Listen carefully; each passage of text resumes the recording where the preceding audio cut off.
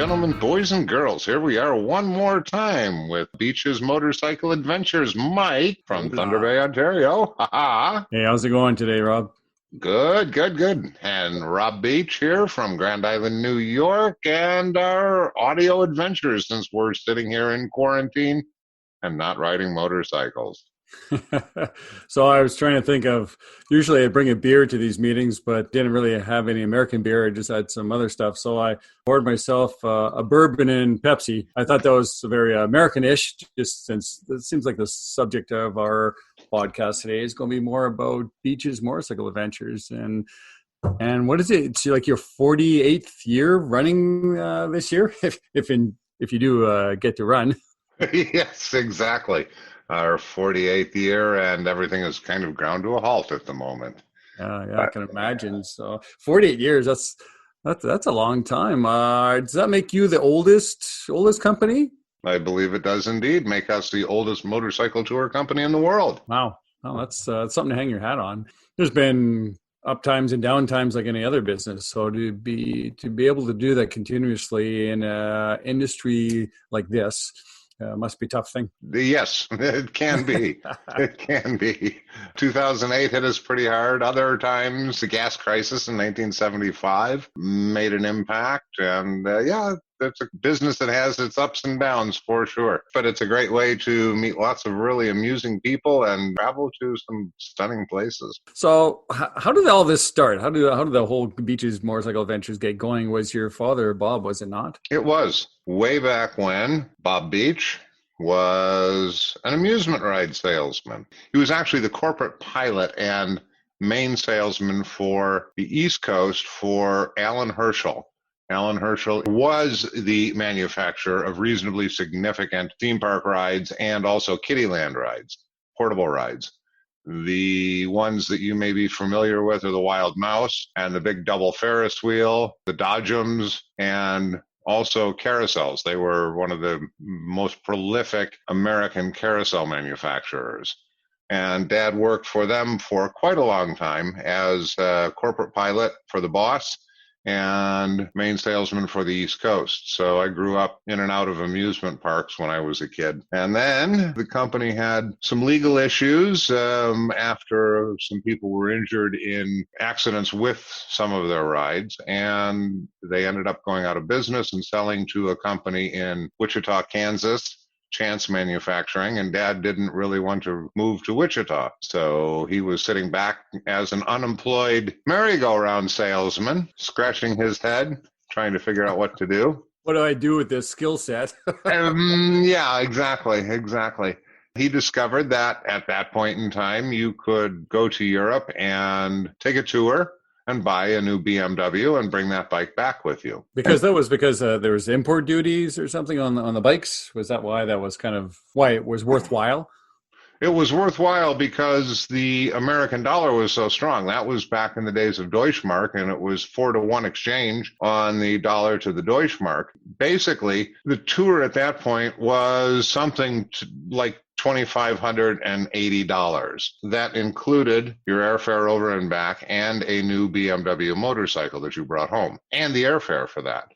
This was not a new idea for Dad. It was a tour that was being conducted by a fellow named Edison Dye. And Edison Dye is also known in America as the man who brought over Roger DeCoster and Pierre Carsmakers and a few other European motocross riders and introduced motocross racing to America. He had his fingers in a lot of different things, and he didn't have enough of his attention on the tours, and the tour was run very poorly. That actually would be an understatement.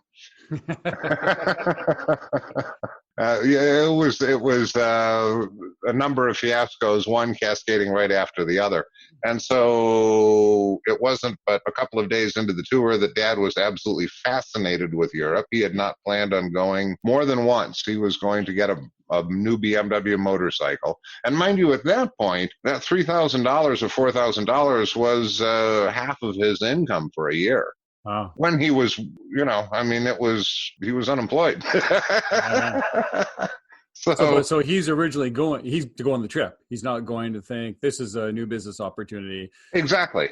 Exactly. And in fact, on his passport application, one of the questions was, will you be visiting Europe again in the future? And he wrote no in great big letters because he was not interested. When he saw this deal and discovered that it was possible, he went and asked Mom if she wanted to go to Europe. And she said, oh, yes, absolutely. And he said, on the seat of a motorcycle? And she said, yes, knowing that that was probably the only way that she was going to get over there.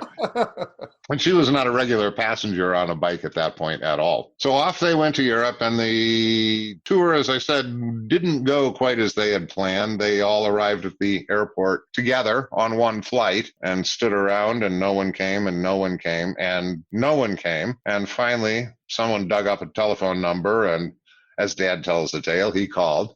And on the other end was this lovely little voice. Oh, Ma, you're here already? And so she showed up in a Volkswagen van and looked at 35 people and all of their luggage and had a four-cylinder Volkswagen van to pick them up. And she said, oh, you won't all fit, will you?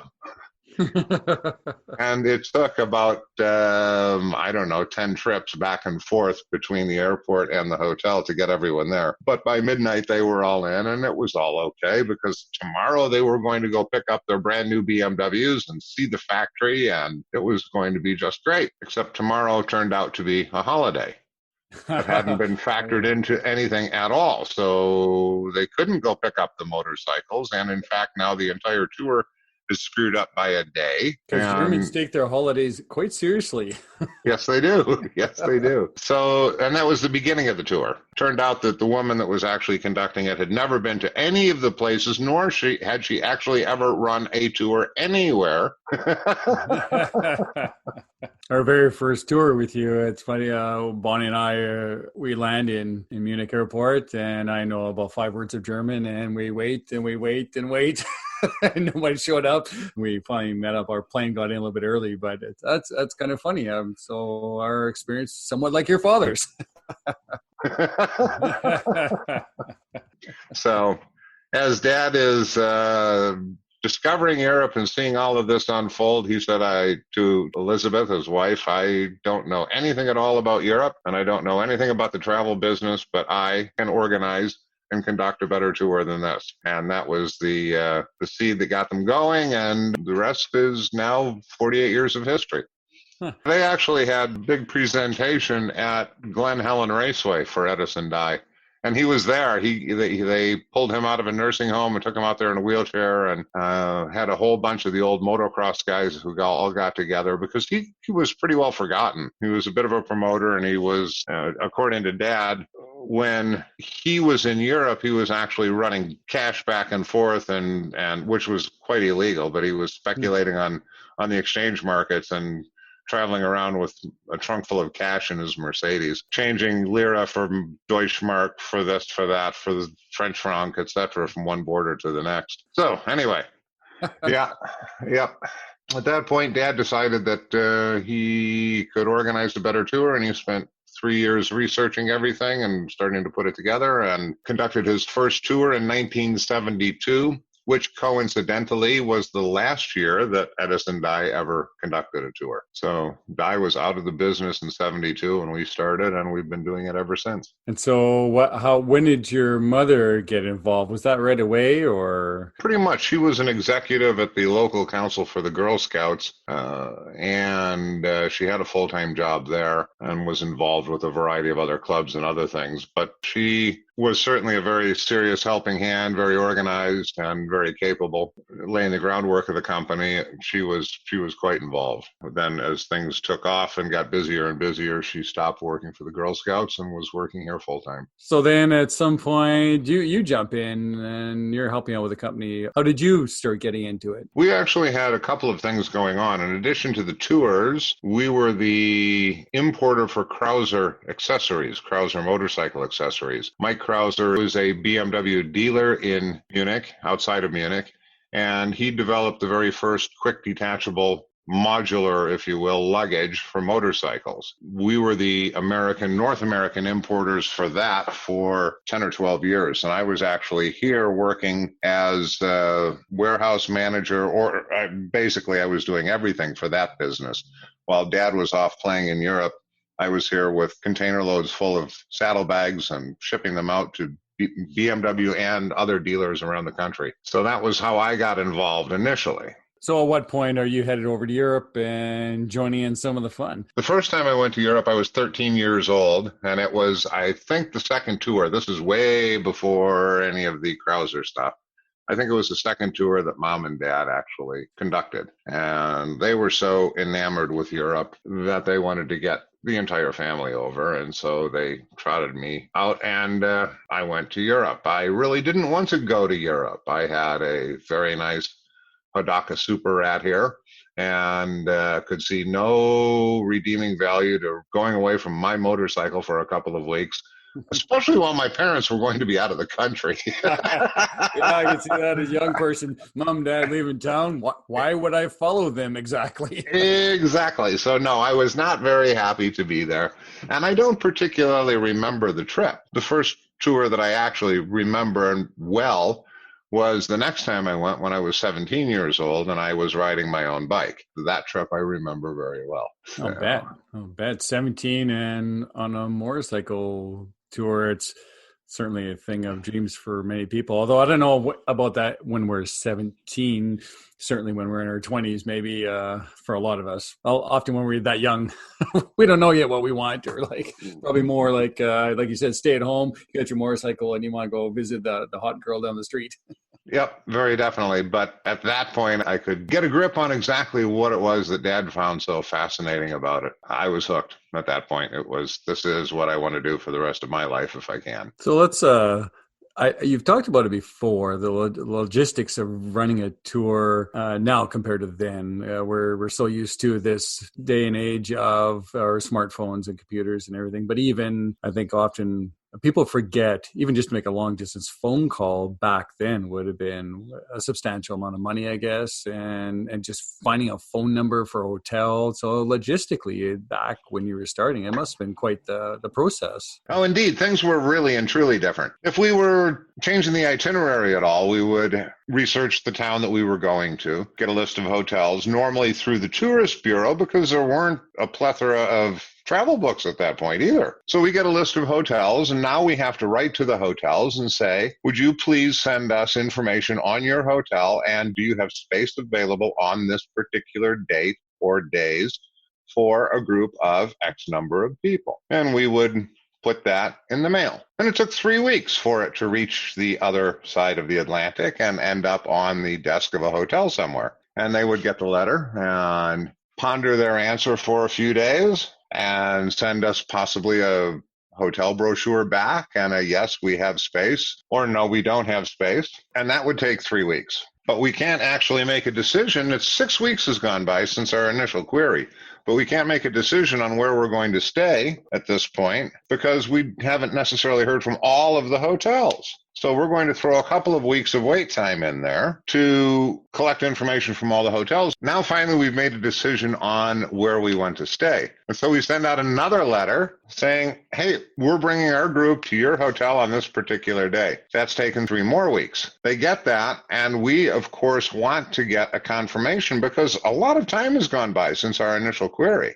And now we want to have a confirmation that, yes, you got our reservation and yes, you're accepting it. And that's another 3 weeks and 1 or 2 in between for general processing. So right now we're 15 weeks to book a hotel. Technology has changed a whole lot.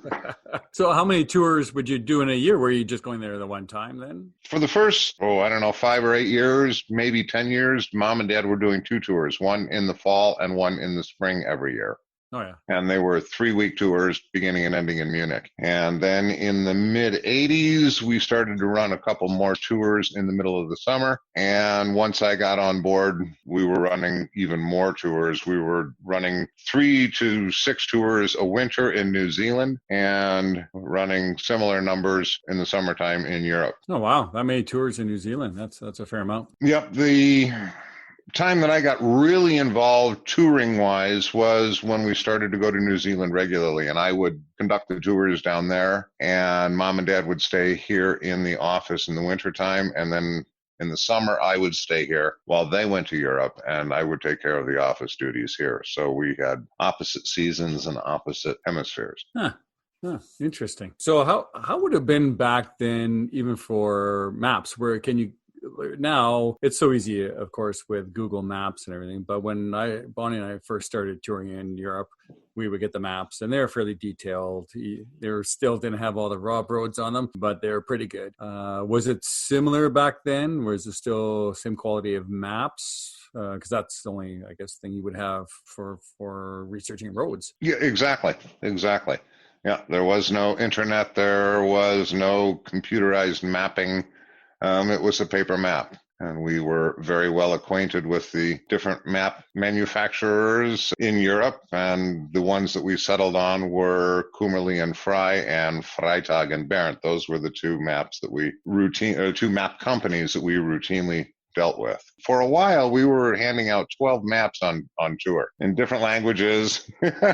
So the interesting thing about maps, and the one thing that's missing with an awful lot of the electronic depictions of roads and things now, is the topography. And good maps gave you such a great feeling of the topography of where you were riding through, as well as the actual road intersections and which way you needed to turn at the intersection. But back then, the navigation was from city to city. European roads are basically spoked out from the center of town. And so you're getting on the Augsburger Strasse from a little village in Munich and taking the Augsburger Strasse, which is literally the road to Augsburg, or the Dachauer Strasse, which is literally the road to Dachau. So the navigation brought you into the middle of a little village, and from there you tried to figure out where the next village was, and that was how you navigated. Your route sheet would be a list of towns, one after the other. I ride to the center of this town, and when I get there, I look for a sign for this town and turn down that road, and off I go. Okay, so we still have maps, of course, but not too many people using those, although many people on tour still take maps. I like bringing a few different maps on tour. It's nice to see sometimes where you are, get the bigger picture. But for your normal navigation, it's hard to beat a GPS, isn't it? It is. The advantage of the GPS is really that it is an infinitely scalable map. The downside is that you really don't get the big picture, the concept of where you've been over the course of 1 or 2 or 3 or 4 days. The scale of a map is indicative of two things. One, how much of an area you're looking at on the map, and two, the detail of the roads that are there. So you may have a situation where the GPS is the spot on way for you to find those really neat little roads. But when you start to zoom out, you lose the perspective of the little roads, and you don't get enough of a perspective of the big picture. That I just rode across Bavaria, and I took this chunk of Austria yesterday and crossed it as well, and now I'm into this part of Italy. You don't get the big picture there without a map. And so there's a lot of value to maps still, from the standpoint of being able to look back and reminisce. Well, for sure. And just sometimes making that big plan, like you said, because you can see the big picture. I know some people are really kind of anti-GPS. I think they just don't know how to use it properly. If you're just going to follow a GPS blindly, I get how people say, oh, it takes the adventure out of it and everything. I always tell a story about being stuck in Lisbon with a friend of mine. We're on motorcycles. It's 30 Celsius. And as we're making our second lap of Lisbon, trying to figure out how the heck to get out of there, because Portugal road signs aren't that great, I turned and looked at Bonnie and said, some people's idea of adventure feels a lot like heat stroke to me. I would have paid $1,000 for a GPS at that point. Just get us the hell out of here already, get out in the countryside a bit. So they have so many advantages. But even for adventure, you can look, hey, what's that neat thing over there? How do I get there? And you can bring the maps up, like you said, that you have infinite amount of maps on your GPS. Not every single road is on there, but most are. And you can use it to navigate to that thing. If you're going to just follow it blindly, yeah, you are taking the adventure out of it in a lot of ways, but don't do that.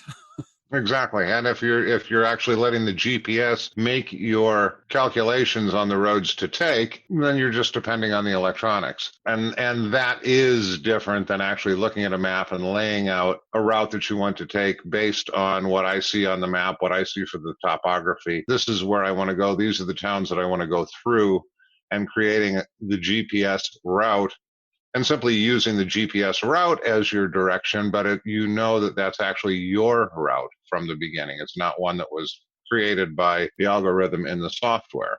And I think that that's important, is if you're going to use a GPS for any kind of recreational motorcycle riding, that you actually get very intimate with the software behind it and the mapping program and create your own routes and simply follow them. And there are some really good online sources. Via Michelin is fantastic for digital depictions of maps. It's their website, but they've got all of the Via Michelin maps in what you would see if you were looking at a paper map of whatever the same scale is. It's really a nice site, and it's a great way to get the feel for the lay of the land and what's going on a variety of different levels before you're actually mapping out your routes on the GPS software and then sending the route to the GPS. So like many other things, you get out of it what you put into it.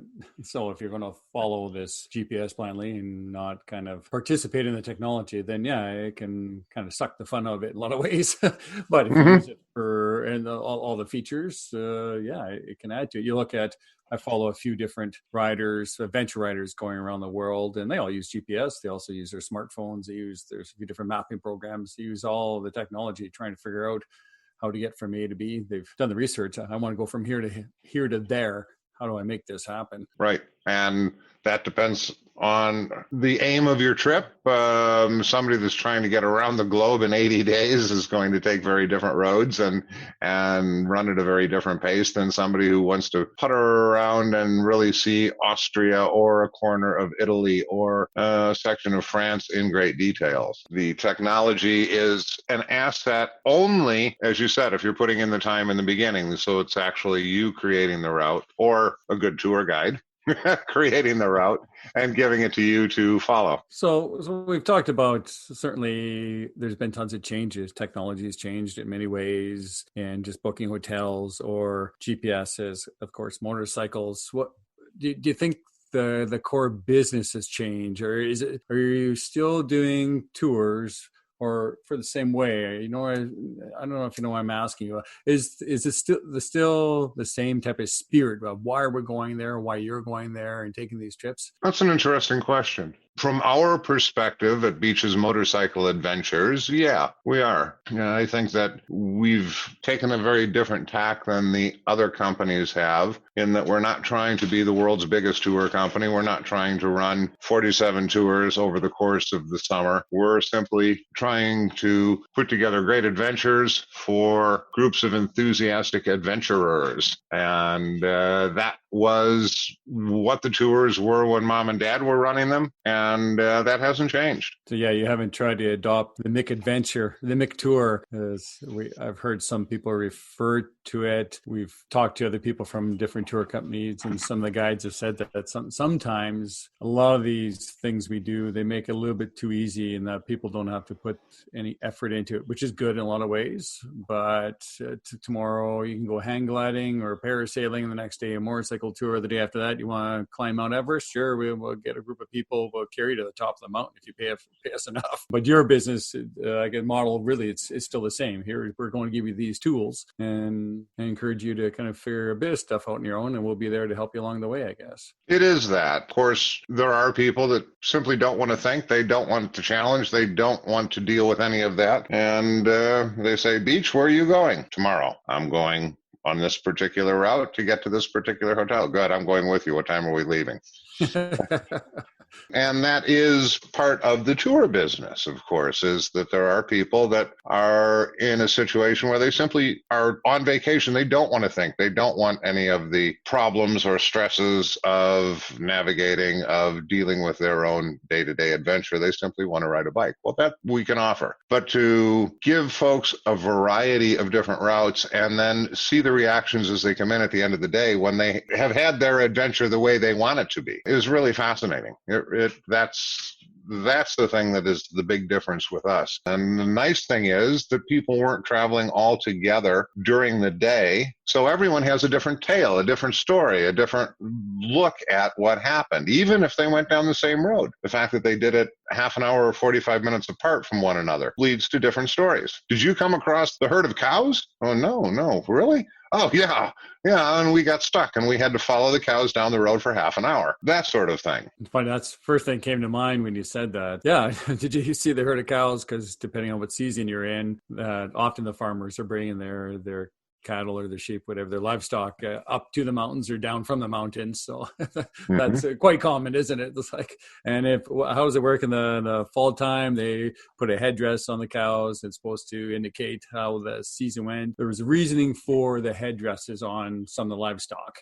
We're going back a zillion years or 4 centuries, whichever you prefer. Before easy communication, the herders that took the cows up the mountain would be up there all summer.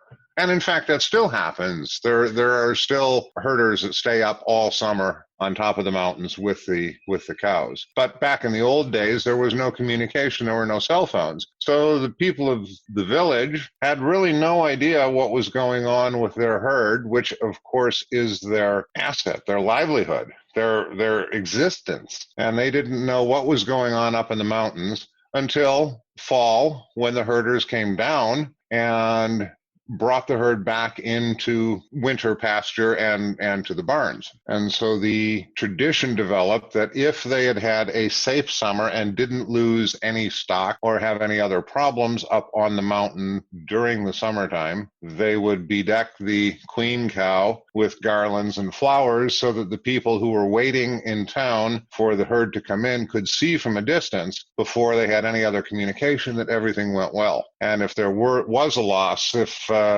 cows had fallen off the edge of the mountain or gotten caught in a landslide or something like that, and they lost some stock, the lead cow would not be bedecked, and they know that there was a problem somewhere. Like most of our traditions, it comes from a place. There was a reason for it. It wasn't just for, now I would imagine it's mostly just for fun. It's tradition. That's what we've always done. It comes from a place where, I wouldn't say necessity, but there was definitely a reason for it. So you've been doing this more than a couple of years, right? I don't think we need to count up the decades. Did you actually have a real job at some point? Did you work at somewhere Dunkin' Fries or somewhere you wore a paper hat? Well, I was working a parts counter at a Kawasaki shop for a summer when business was very slow and I needed some additional income, so I was the parts guy.